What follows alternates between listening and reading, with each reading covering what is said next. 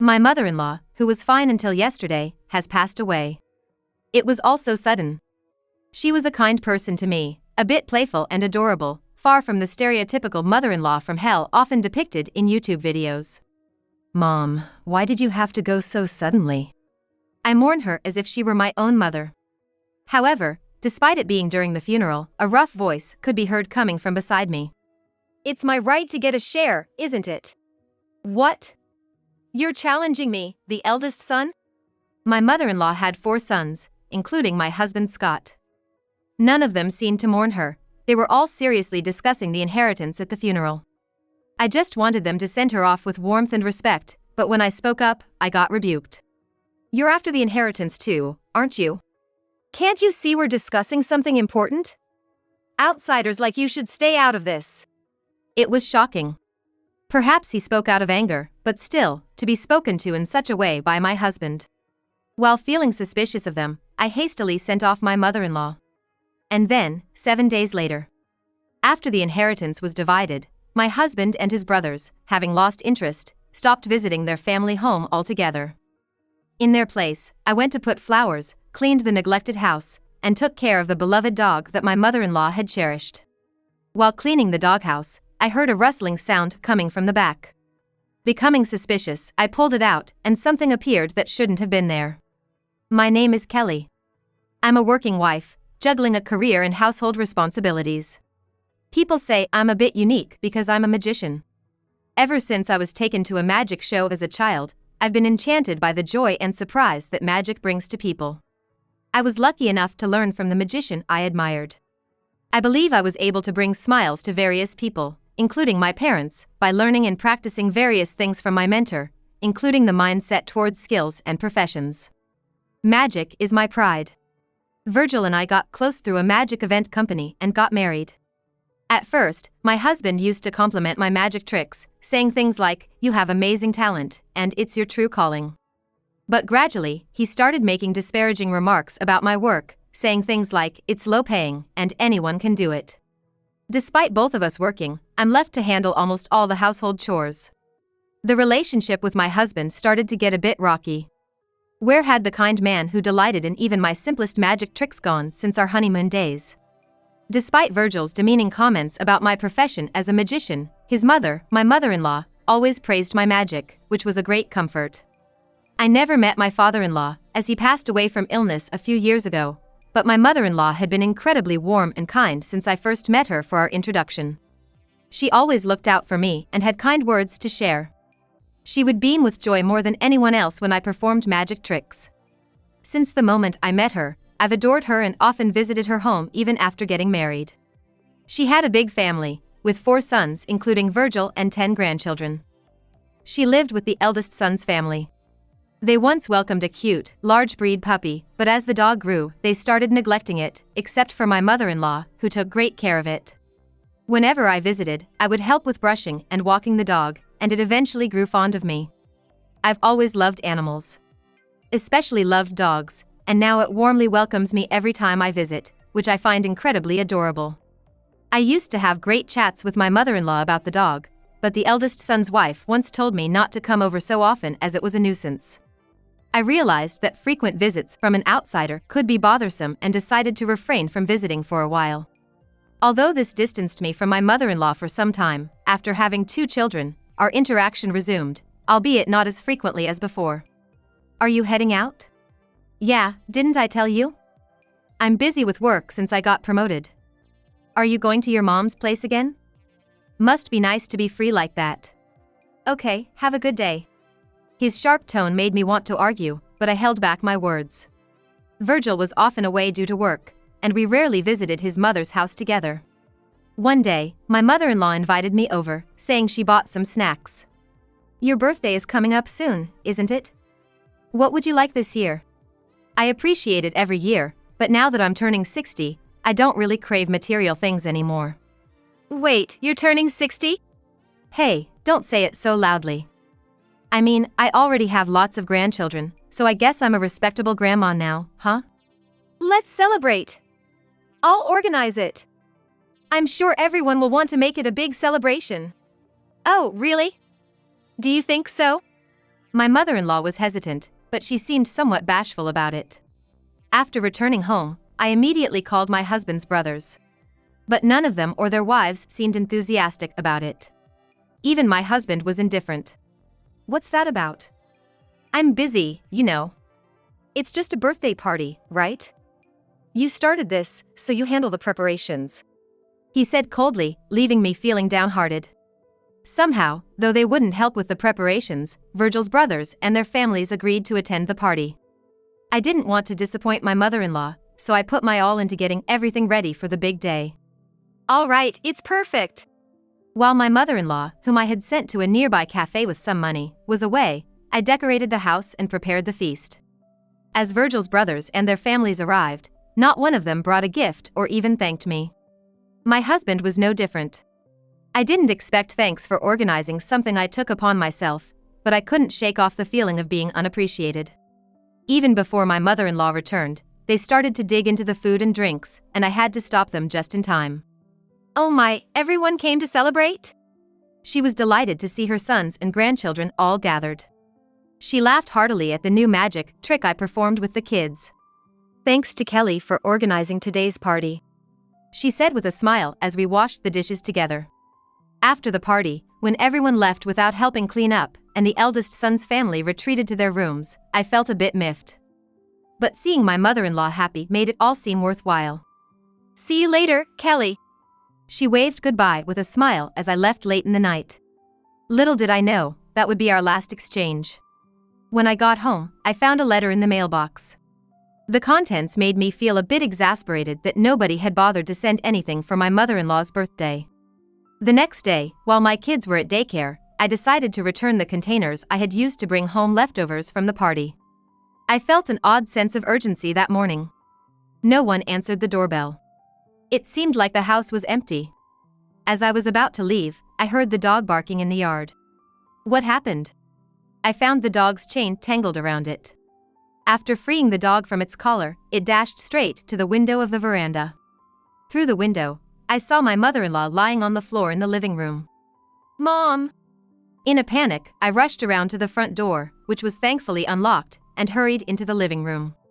My mother-in-law's beloved dog was desperately barking next to her, lying motionless as if crying for help. I immediately called an ambulance, but it was too late. My mother-in-law, who had been healthy just the day before, had passed away from a stroke. My heart was filled with a sense of loss, but there was no time to grieve as I hurriedly contacted family members. Soon, the funeral came. My mother-in-law, who had 4 sons, was not mourned by any of them. Throughout the funeral, they only seemed seriously interested in discussing the inheritance. Despite my suspicions about them, I placed a photo from the recent 60th birthday party inside her coffin and hurriedly sent her off. I expressed my desire to put flowers in the vase next to my mother-in-law's photo, and the eldest son's family begrudgingly let me into the house. I invited Virgil, but he just said, "I'm busy," and couldn't join. From the balcony, I could hear the dog whimpering sadly, whine. The eldest son's family didn't want to care for the dog, so I negotiated to look after it in the mornings and evenings, fitting it in between childcare and work. In a little while, I'll negotiate to take the dog home with me. I thought to myself. Today, with some extra time, I was cleaning the neglected doghouse and discovered something stuck to the ceiling inside. It was hidden from outside view. Curious, I peeled it off. Perhaps to protect it from getting wet, a fancy envelope in a plastic bag. Inside, a note in a pop font read, "A gift for the person taking care of the dog." Open the trick box. Another paper included a map with "Here's where the trick box is" written on it. It seemed like a joke meant for kids. Although I could have ignored it, something made me curious. The usually calm dog barked excitedly, as if encouraging me to look. Following the map, I started digging in the indicated spot. Could there actually be treasure buried here? As I was lost in thought, digging, the dog joined in to help. Soon, a trick box emerged from the ground. It seemed like a child's toy, but was quite tricky to open. Thanks to my experience with sleight of hand and magic, I struggled but eventually managed to open it. Inside, there was a letter addressed to Kelly and a small key. The letter explained that the previous note was made to look like a joke so that my money-minded children wouldn't take it seriously. The note stated that the hidden location of the safe which contained items not to be found, was written down. Apparently, she had been planning and preparing for quite some time before she passed away. Furthermore, the letter revealed that her eldest son and his wife, along with Scott and his other brothers, had been borrowing money from her, leaving no inheritance in the house. She wanted to leave something for me, who had been kind to her, and instructed me to pretend I didn't find anything and accept this gift. Following the map, I found the safe and opened it with the key from the trick box. Inside were several pieces of jewelry, including diamond rings and necklaces. I didn't know the value of these sparkling diamonds, but I was touched that my mother-in-law had left something for me. However, I couldn't help but cry, thinking of all the things I still wanted to do with and for her, now that she was no longer in this world. I decided to honor her last wish and keep this discovery a secret from Virgil and his brothers. Then, my phone rang. It was Virgil. Hello? Hey, you need to be there for the inheritance discussion. It's the day after tomorrow. Bye. Hey, wait. He said abruptly, and the call ended. After that, he didn't come home, and I reluctantly went to the meeting. There, all of his brothers and their wives were present. Seeing the bank books and metal items on the table, everyone sighed in disappointment. The eldest son, Scott, incurred huge losses in the stock market. The second son, John, spent a fortune on extravagant affairs, and on top of that, my husband Virgil loudly complained in front of everyone, "I'm struggling because my allowance is too small." The wives of each brother all looked at me at once, but this was the first time I had heard such a claim from my husband. "No, you spend most of your earnings yourself, ouch." I began to retort, but was interrupted by a sharp pain. Virgil had pinched me hard on the back. Feigning ignorance, he continued to lament about being broke. "Anyway, I have no money." Despite the pain, I couldn't help but think something was off. Afterwards, the second son, John, who had started a business, was struggling with debts, and the fourth son, Gordon, had a hobby of collecting cars and apparently needed money for that. It turned out that everyone, each for their own self-made reasons, was short of cash. They had all begged my mother-in-law for money during her lifetime, leaving no substantial savings to be called an inheritance. This revelation led to an ugly exchange of insults and blame that was too harsh to be made public. It was a good thing I had left my children with my parents. Had they been there, I would have deeply regretted it. The brothers shouted at each other, and their wives did nothing to stop them, instead joining in. My attempts to calm everyone down were ignored. Afterward, someone suggested, "We have no choice but to sell the family home," but everyone agreed, "Even if we sell it, it won't bring in much money.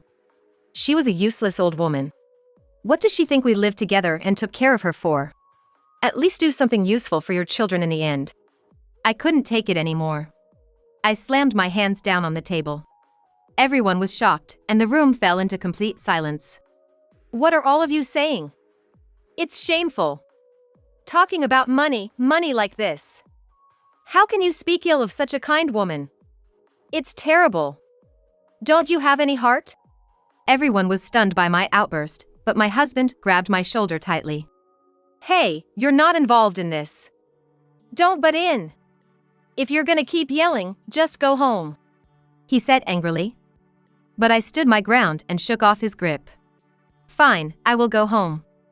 And while I'm at it, I'll leave a divorce paper and leave for good." He looked baffled, not understanding what I was saying. "What?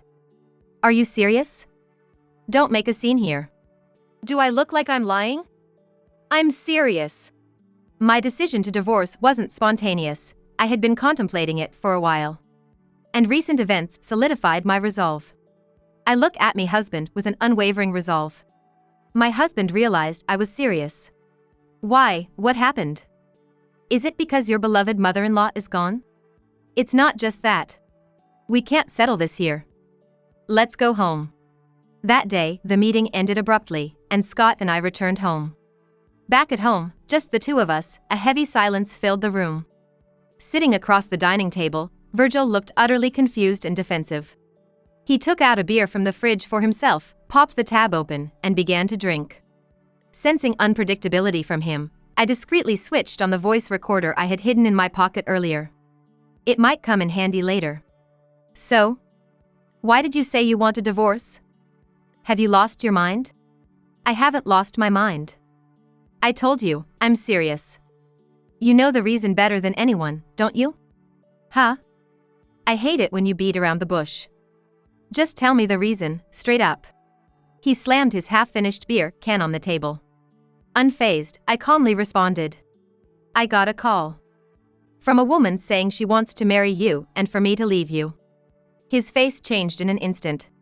Someone you're getting along with? Her, right? Yes. Your mistress. She's very young, isn't she? I was surprised. Her syrupy, immature voice had called my cell phone. The news was a shock, but it also made sense. He had become distant after we got married because he had a mistress. Without me asking, she gushed about their romantic escapades. Day trips, stays in hotel suites. I couldn't help but question her nerve for telling all this to his wife.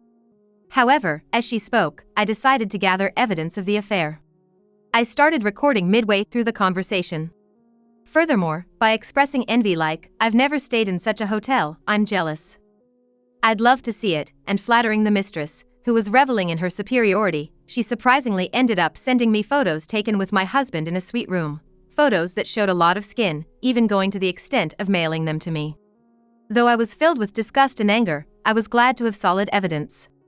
She called a few more times, happily telling me how my husband spent most of his weekends at her place, paid her rent, and showered her with expensive gifts. Things he never did for me and our children. So much for his complaints about having too little pocket money. His busy work excuse was mostly a lie. His late returns from work and weekend duties were all excuses to spend time with his mistress. Pretending to be oblivious, I once called his office on a day he claimed to be working overtime. Of course, he wasn't working, and there was no promotion. In fact, he had been absent without leave, causing trouble at work. You neglect your duties, drown in a woman's arms. What are you doing? It's pathetic. You called my office? That's a violation of my privacy. My husband, with his face turning bright red and spitting in anger as he shouted, was quite an unsightly sight. Don't be ridiculous. If necessary, I'll have your office testify. You could even be sued by them for your unauthorized absences. What? And with no raise, how can you afford to pay your mistress's rent and lavish her with brand gifts? Did you use the money you begged from your mother for your affair? Damn it, I don't want to be lectured about how I use my money by a stranger like you. Fine, let's get divorced. I'll marry that young, cute, and kind girl. I'm sick of you, a charmless nag with kids. It'll be refreshing to be rid of this burden. He was infuriated, but I calmly presented the divorce papers I had previously obtained. I've filled in my part. Will you sign? Sure. He furiously wrote his name and stamped it. I'll file this. I'll contact you later about alimony and child support. Get out, get out. I carefully put the divorce papers in my bag, left the house without looking back at Scott, and headed to my parents' house. At my parents', they warmly welcomed us. The kids were happy to live with their grandparents, and our lives were filled with more laughter and joy than before. I devoted myself more to my work. One day, while everyone was out and I was alone. After finishing chores, I was relaxing on the sofa watching recorded TV shows when the doorbell rang. Without checking properly, I casually opened the door, hi, and it was Virgil. I realized my carelessness too late, the damage was already done. I saw his menacing face as he blocked the door with his foot. It's been a while, he said, looking down at me. What do you want? Receipts for jewelry purchases made by Mom surfaced. What? The jewelry found at the family home was all fake or cheap. I think you might have the real stuff. Huh? I haven't received any expensive jewelry like that. Really? Maybe you sweet-talked my mom into buying them for you. I would never do that. I'm not like your mistress or your brothers. Really? Then show me around the house. What? I told you I don't have it. Hey, wait a minute. Ignoring my protest, he barged into the house. Stop. I rushed to stop him, but he pushed past me and started rummaging through drawers and shelves. He must have been looking for the jewelry my mother-in-law left after her death, hidden in the trick box. Oh, this must be it. He found an ornate jewelry box and his eyes sparkled with greed. That is. As he opened the box, boink. Whoa. From inside, a realistic toy snake sprang out forcefully. It was something I made for a magic trick. It was too realistic and unpopular among audiences, so it was never used.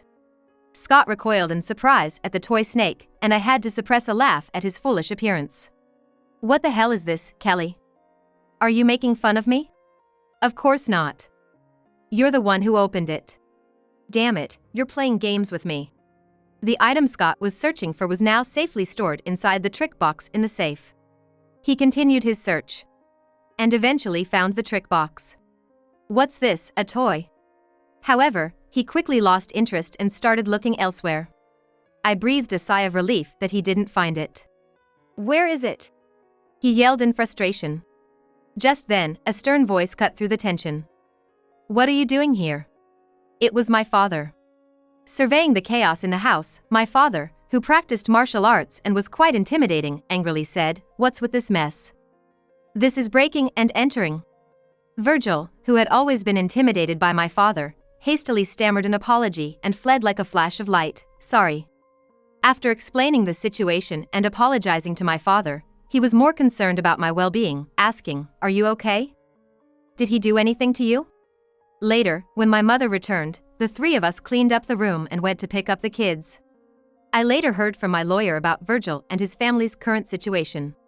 The brothers had searched everywhere for the expensive jewelry they believed my mother-in-law had bought, but of course, found nothing. He still suspected I had it and even mentioned it to the lawyer during a visit, but the lawyer firmly stated it wasn't with her, and Scott seemed to finally accept it. He had lied a pay raise, and spent most of his time at his mistress's place. His work attitude worsened, his performance dropped, leading to a demotion. Frustrated, he quit his job amid a recession. Unable to afford his mistress's rent and gifts, he became completely dependent on her, and she eventually grew tired of him. The end of the money marked the end of their relationship. Despite her earlier boasts about their love, she had no intention of supporting Virgil indefinitely. I'm also suing the mistress for damages, as there's ample evidence against her. There's an abundance of evidence, so there's no way they can talk their way out of it. Virgil's brothers, who had relied entirely on my mother-in-law, were now constantly complaining and fighting over the inheritance. It seems that my lawyer has also been receiving inquiries about divorce from my husband's other brothers. The lawyer, due to professional ethics, has no intention of taking their cases, but it seems that several of the other brothers are likely to get divorced soon. Following my parents' advice, I had the jewelry from my mother-in-law appraised. The largest diamond ring turned out to be worth around $50,000. Surprised, I decided to heed my parents' advice to use it wisely. I plan to give some of it to my children and the many innocent grandchildren of my mother-in-law when they are older. I believe she would be happy with that decision. As for me, I have a dream. Once my children are older, I want to tour the country and delight more people with the magic that my mother-in-law loved so much. I hope she watches from heaven. And if she could watch my magic tricks from up in the sky and smile, that would make me very happy. And then came a joyful bark from my family, all animal lovers. After leaving the house, I was always worried about my mother-in-law's dog, which I had left behind. Although it was wrong, I secretly visited and took care of the dog while the eldest son's family was away. The dog, nearly neglected, was overjoyed to see me. My lawyer managed to negotiate with the eldest son's family, and surprisingly, they agreed to give the dog to me unconditionally. They no longer had the means to care for it. I thought they might demand money for the dog, so I prepared some just in case. However, it seemed that the eldest son's family no longer had the capacity to even care for the dog. Today, I officially welcomed my mother-in-law's dog as our family pet. The children were ecstatic, petting the dog, which rolled on its back, wagging its tail as if it would fall off. I silently vowed to my late mother-in-law I would take care of the dog until its end. Looking up at the sky. It is cloudless, expansive blue sky. Today was a perfect day for a walk.